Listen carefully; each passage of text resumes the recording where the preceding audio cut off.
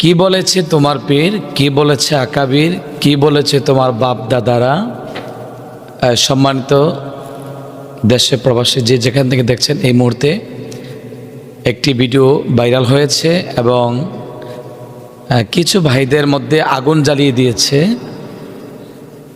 আমরা দেখতে পাচ্ছি আমাদের বর্তমান সময়ে একজন জনপ্রিয় শিল্পী মশিউর রহমান ভাই, তিনি চমৎকার একটি সঙ্গীত লিখেছেন এবং গেয়েছেন। বর্তমান সময়ে অনেকের মধ্যে আগুন ধরিয়ে দিয়েছেন অনেকের গায়ে। তো এটার প্রথম লাইন হলো, কি বলেছে তোমার পীর। কি বলবে তোমার পীর মানে কি?